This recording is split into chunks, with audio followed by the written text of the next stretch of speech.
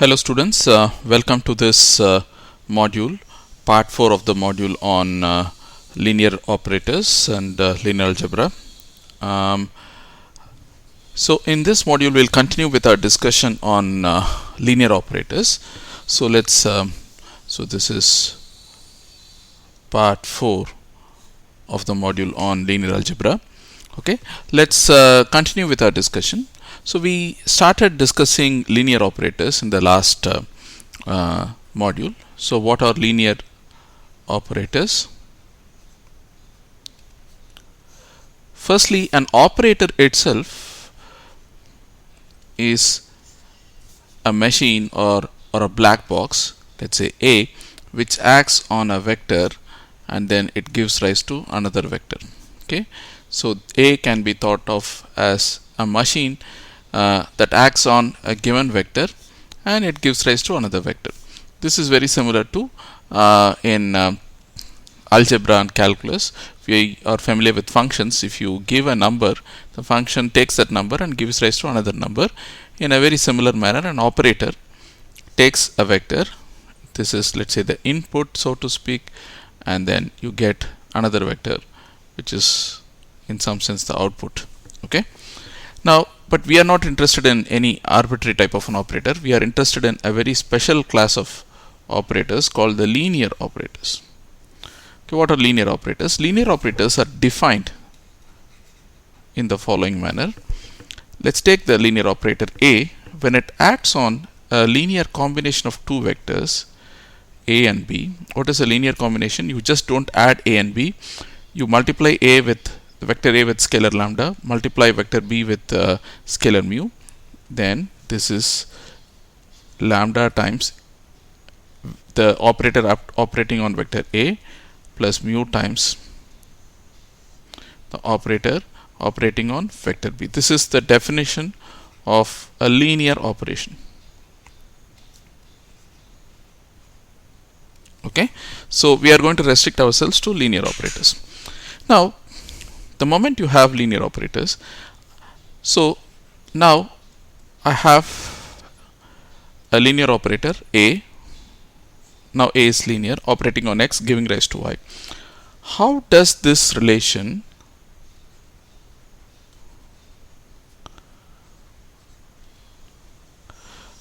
appear in a given basis? This is the question that we are asking. Okay, so in order to answer this question, so let's say that we have an orthonormal basis.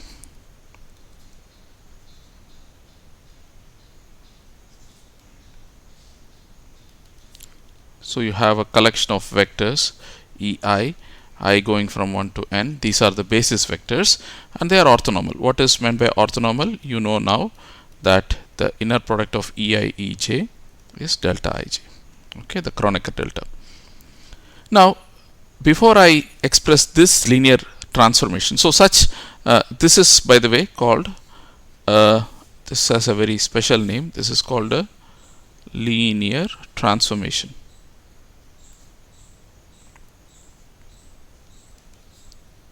Okay, so before I express this linear transformation in a given basis, so I want you to understand the following. So you have a bunch of basis vectors, E1, E2. These are orthonormal, of course.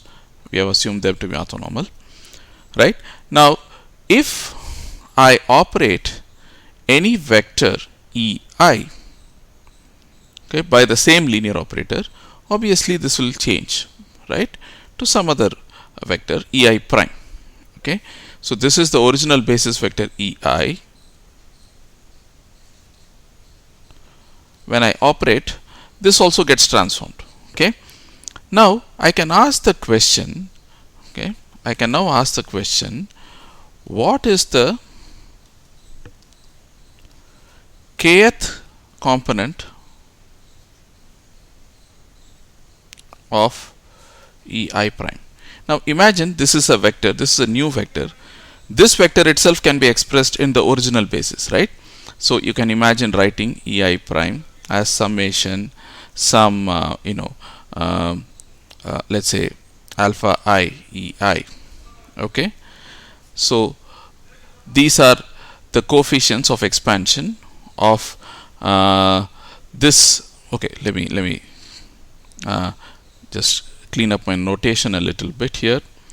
Suppose I have ei prime, then I can write this as some alpha k e k I, because this has two indices, because any vector, suppose I have any vector, if I expand in a given basis, I'll have ak, ek. Okay, ak are the coefficients of expansion. Now here I have a bunch of n vectors. I can go from 1 to n, and for each I I'll have an ei prime. So this I can go from 1 to n. So this I out here appears here, and this k is the summation, much like here in this expansion, right? So there are two indices. Okay, if I were to expand this in terms of the original basis, you will have to do this, right? So now I can ask the question, what are these coefficients, right? What are these coefficients? How will I find if I have if I write ei prime is aei, how will I find the coefficient or the kth component of ei prime? Sorry about this.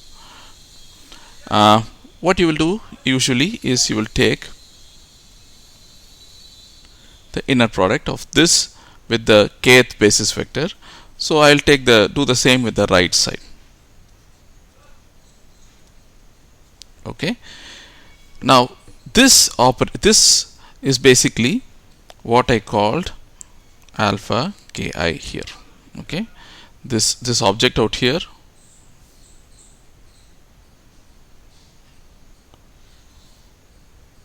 is alpha ki, and this is given a special symbol. You can think of this as the projection of the linear operator A in the original basis. So this is given a special symbol aki. Okay, these are two are interrelated. This just change in notation. Okay, so if I ask the question, what is the kth component of this ei prime vector in the original basis, I'll take an inner product with ek. So I'll do that on the right side. Now the right side, you have a, ei and k. There are two indices, right? So there are two indices, I and k. So you can think of this as the projection or representation of this linear operator in this basis, the original basis, which is ei basis. Okay, this is the original basis. Okay.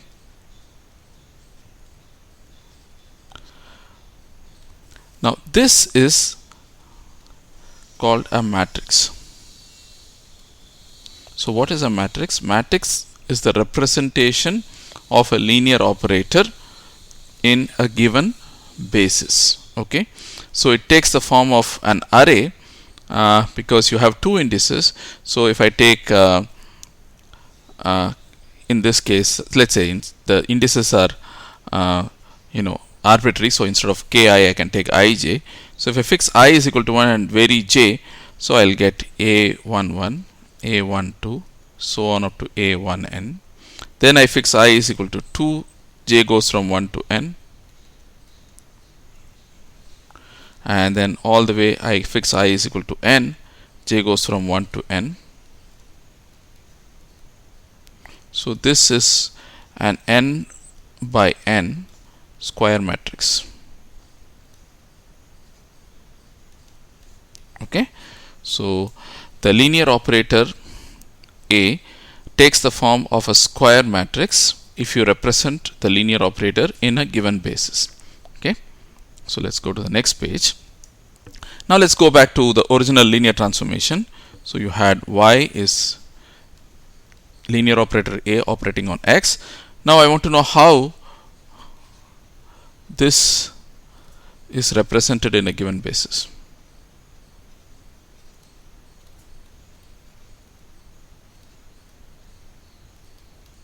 Okay, again what I do is first I write y, I represent in the given basis as yi. Okay, then this is a summation xi, xj ej. I of course goes from 1 to n if I don't write. Also, it's an n-dimensional vector space, right? So now I want to ask the question: what is the ith component of what is the kth component yk? In order to do that, I have to take inner product of this with respect to ek. So I will say take inner product on both sides with ek. Okay. Now before I do that, I'll first use the, so far I have not used the linearity property. Now I'll use the linear nature of the operator a. Because a is linear, what is the definition of linear operator? As I told you, a operates on alpha x plus beta y, giving rise to alpha ax plus beta ay. Okay. In the same way, this is x. In the same way, okay, I can take this operator inside. This is just a collection of linear combination of all the basis vectors. This is the same as summation over this is j now, because summation over j xj aej. Okay, now I'm going to take inner product of both sides with respect to ek. Now what will I get? If I take the inner product with respect to this, I will get summation I yi ek ei. If I take summation inner product with respect to this, I'll get summation j xj, right, ek aej. Now I am assuming this to be an orthonormal basis. This is delta ik. Now delta ik summation yi will give me yk. Now let's look at this object a little carefully.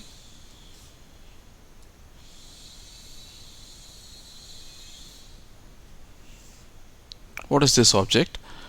This object is nothing but, if I go back a little bit, this is what I called AKI. EK AEI is AKI. Now I have EK AEJ. This is nothing but summation. This is AKJ. This is basically the representation of the linear operator A in this basis. So AKJ xj. So if I have a linear transformation y is equal to ax, okay, where a is a linear operator, then this takes the form in a given basis yk is summation akj xj. Now because yk goes from here, k goes from 1 up to n, and j of course goes from 1 to n. So I can represent, instead of taking k is equal to 1, 2, 3 and so on, I can represent in yk as a column vector. This is nothing but, so if I take y1, it will be, I have to take k is equal to 1, then it is a11 x1, so a11 a12 a13 a21. Let me just write this first, so on up to an1 an operating on x1 x2 xn. Okay, now we have to understand a very important thing. Suppose I want y1, I'll put k is equal to 1. If I put k is equal to 1 and then take this summation, so this is a1j xj, so j going from 1 to n, so it's a11 x1 plus a12 x2 plus a13 x3 so on.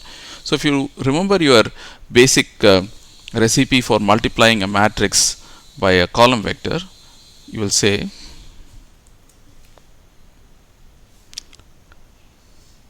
take the first row and then the column and then multiply a11 x1, a12 x2, a13 x3 plus so on up to a1 and xn, that is y1. So what is y2? Y2 is nothing but take the second column, again do the multiplication, a21 x1, a22 x2, a23 x3 so on, and similarly if you go all the way to the yn, then it is an1 x1, an2 x2 so on up to an and xn. So this naturally, okay, what we have achieved is that by transforming this linear operation y is equal to, or linear transformation y is equal to ax in a given basis, you find the components yk of this vector, okay, in terms of the linear operator and the components of this vector, the input vector so to speak, right? So this naturally gives rise to the recipe for matrix multiplication. How do you multiply a matrix with a column vector? You will say, I'll take this, multiply this, then this, multiply this, plus this, multiply this, plus this, multiply this, so on, right? All that comes very naturally in linear algebra if you just represent everything in a given basis. Alright, so now let's reiterate therefore that a matrix,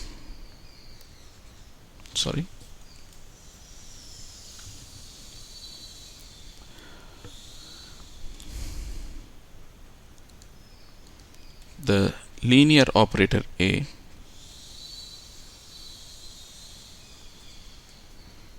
when expressed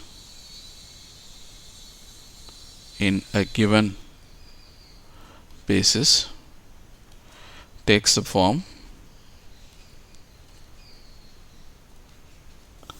and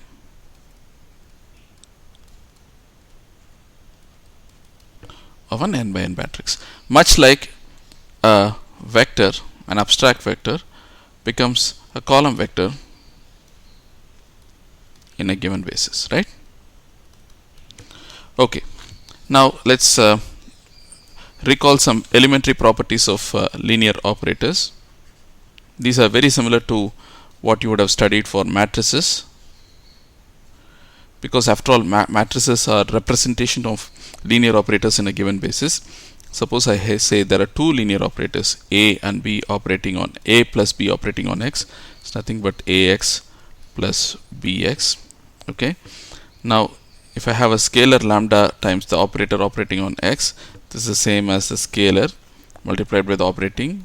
So if I multiply the scalar by the operator and then operate it on x, that's the same as first operating the operator on x and then multiplying by the scalar.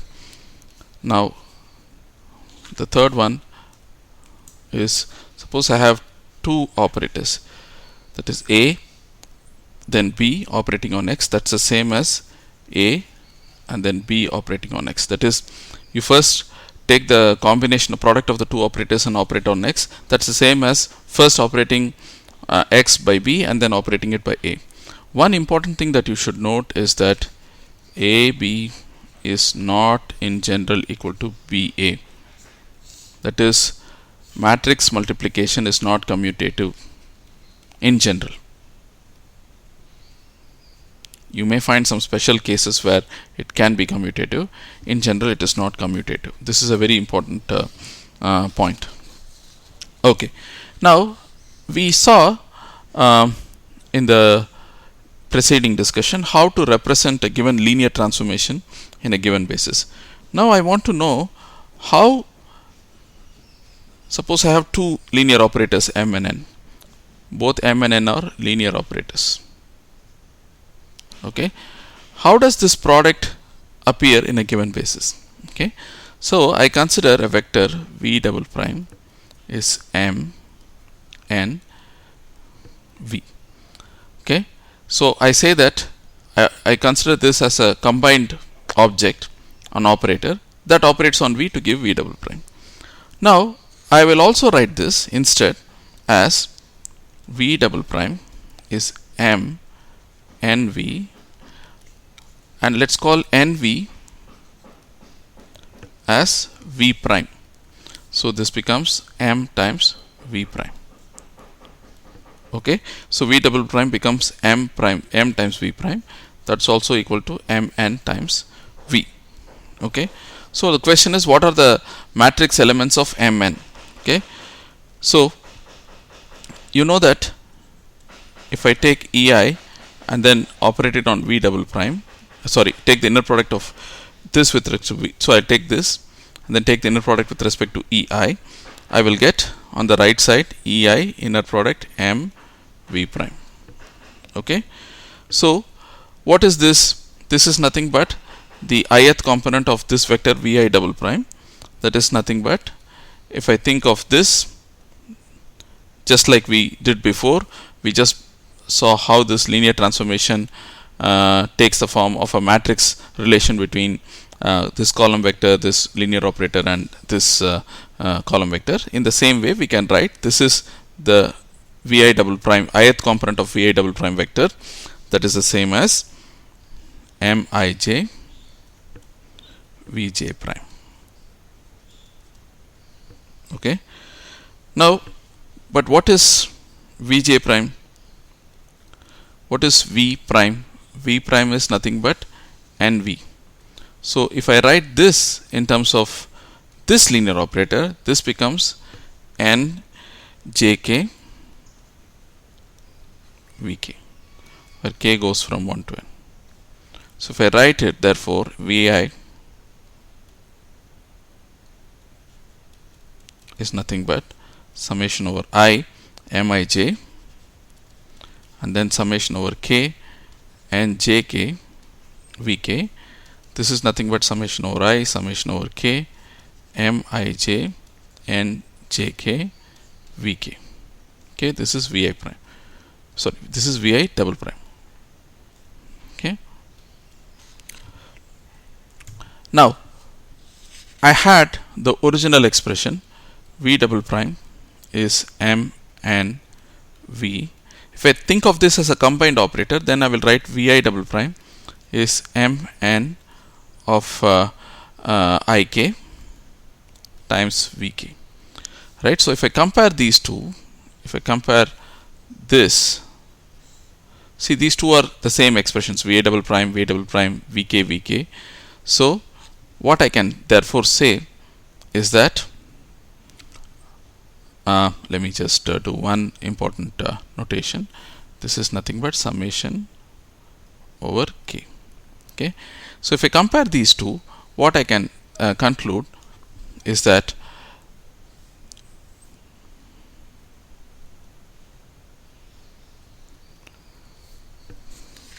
mn of ik is nothing but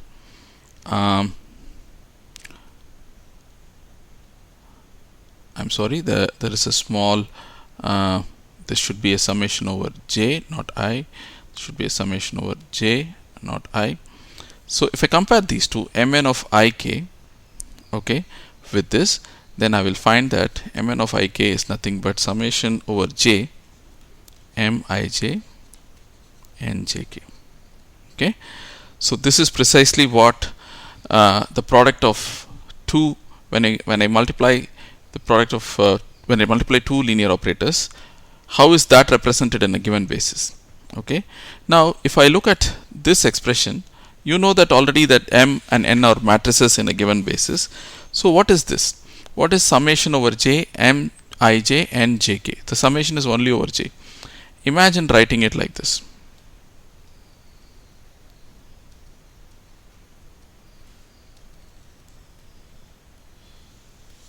M n1, sorry, n2, nn. Similarly, n11, n12, n1n, nn1, nnn. So what is the meaning of this? Suppose I want mn of 1 1. So I'll fix I is equal to 1, j is equal to 1. The only thing that is running over in the sum is, sorry, k equal to 1.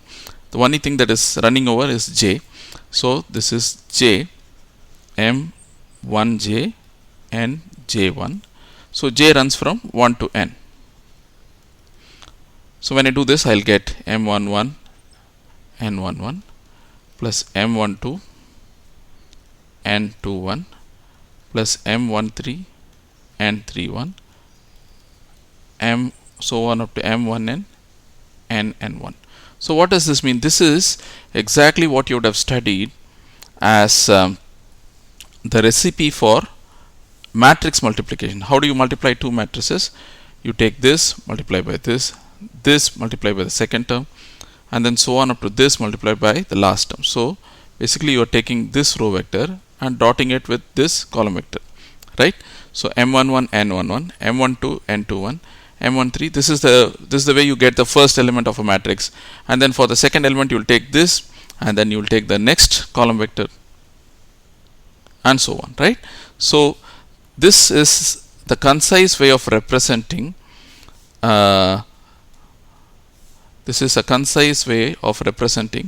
matrix multiplication. This is basically the formula or recipe for multiplying two matrices. How does this come about? Have you ever wondered why you should multiply this by this and this by this and so on? This comes out by simply representing the linear operators in a given basis. There is nothing more to it. Okay. So now further properties. If I have a linear operator A plus B, if I represent this in a given basis, this is the same as adding the ijth component of the two matrices. If I take a linear operator and multiply it by a scalar, the ijth component is nothing but lambda times aij. Okay, so ab ij is nothing but summation over k. We just saw this ak bkj. So this is matrix multiplication, right? So a plus b is b plus a. That is allowed, but ab is not equal to ba. Okay, so multiplication of matrices is not commutative. Now there are some special matrices that you might have heard. So the identity matrix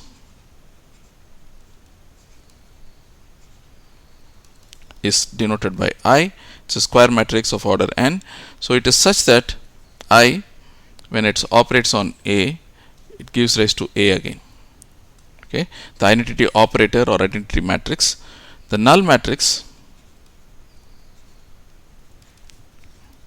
if you add the null matrix to a given matrix A, you get A, right? Now the transpose of a matrix, if I have A, then let's say this is A11, A12, A1n, A21, A22, so on, A2n, AN1, AN2, A1, NN. If this is A, the transpose of A is given by, so what you do is the following. You take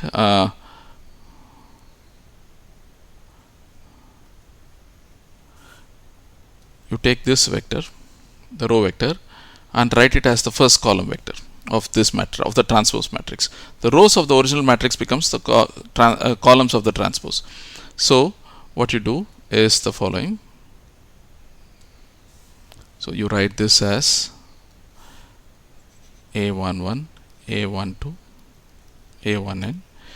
The second row becomes second column, A21, A22, A2n.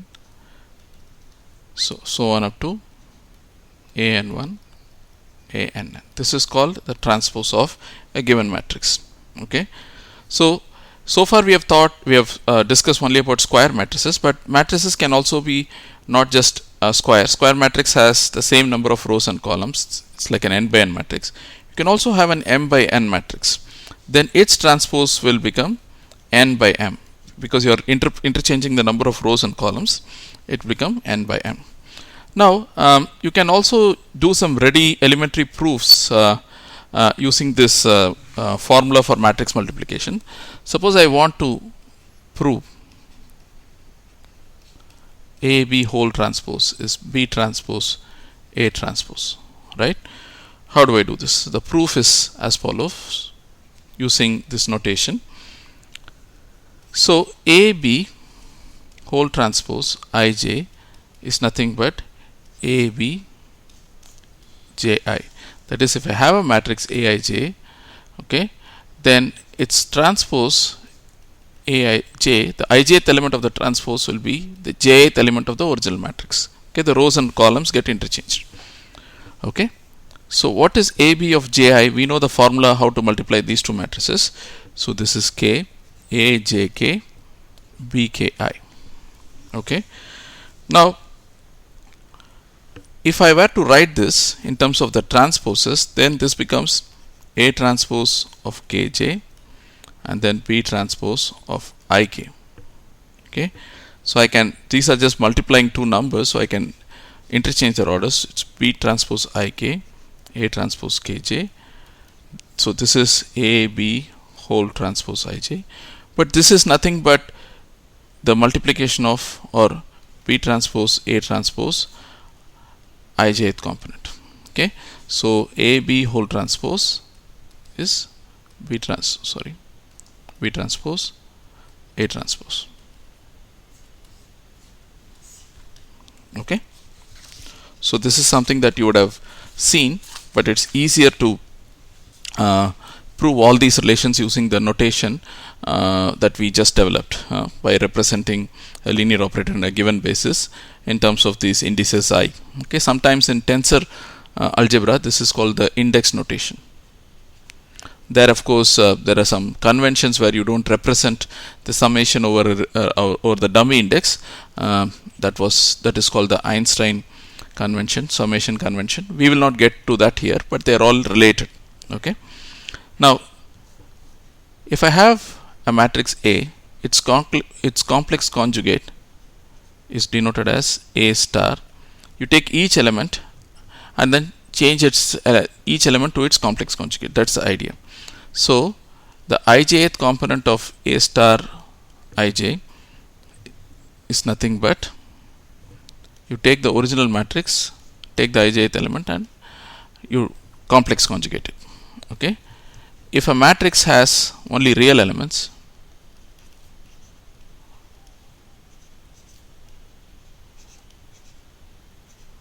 then A is equal to A star. Okay, this is the complex conjugate. Now if I have a real matrix, then you can define transpose, right? This is called the transpose of a matrix, which is obtained by changing the rows and columns. Okay, if A is denoted as Aij, then A transpose ij is nothing but Aji, right? Now there is a special type of transpose for matrices with complex entries. It's called the Hermitian conjugate. What it means is that it's denoted as A dagger. A dagger is nothing but, you take the original matrix, take its complex conjugate and then transpose. Or this can also be written as, you can transpose it and then complex conjugate it. So these operations are interchangeable. So this is called the Hermitian conjugate of a matrix with complex entries. Of course, if A is real, if the entries of matrix A is real, then A dagger will become, this symbol is called A dagger. It's pronounced A dagger. Okay, so A dagger becomes simply A transpose. If the elements of a matrix are of a given matrix are real, then A dagger becomes A transpose. Just as you proved AB whole transpose is B transpose A transpose, we can also prove that if you multiply a bunch of matrices, whole dagger is nothing but G dagger, and on all the way up to, just reverse the order and then multiply it by their and take their conjugate. Okay, right. Now if I have a vector A, in a given basis the vector A becomes like a column vector, another vector B becomes like a row, another column vector, sorry, right? Now what is A B in that given basis? In the last class we found that if the basis is orthonormal, then this is nothing but summation I is equal to 1 ai star bi. This is nothing but a1 star b1 plus A2 star B2 plus AN star Bn. So what this means is that the inner product of two vectors in a given basis can be thought of as multiplying this this row vector comprising the complex conjugates of the coefficients with the column vector. Okay, what is the rest? This is a 1 by n vector. This is a n by 1 vector. So they are compatible. So you can multiply them, and the resultant will be just a number 1 by 1 vector or a matrix, right? So A1 star B1, A2 star B2, so on up to AN star Bn. So this is exactly what you get if you treat the first vector as a row vector with complex conjugate, because you're taking inner product, and the second vector as a column vector. Okay, and this is the same as summation A star Bi. Okay, now there are some special properties of a matrix or characteristics of a matrix. One of it is called trace of a matrix. Trace of a matrix is nothing but the summation of all its diagonal components. Okay, this is called the trace of a matrix. You are basically summing all the diagonal components of a matrix. Okay, so using elementary properties, trace of A plus or minus B is trace of A plus or minus trace of B. Trace of AB is trace of BA. Okay, that doesn't matter. And trace of A transpose is trace of A. And trace of A dagger, the Hermitian conjugate, is trace of A whole conjugate. Okay, so these are all the properties of a matrix. Okay, now in the next module, I'll stop here for this module. In the next module, we'll start with one very important idea about a matrix, that is called the determinant of a matrix, and we will continue from there. But before I do that, I should tell you that the trace of a matrix is just a scalar. Just a scalar. The matrix itself it is an array, a rectangular array of numbers, but the trace of matrix, which is the sum of diagonal elements of a matrix, is a scalar. So I'll stop here, and then we'll start with determinants in the next module. Thank you.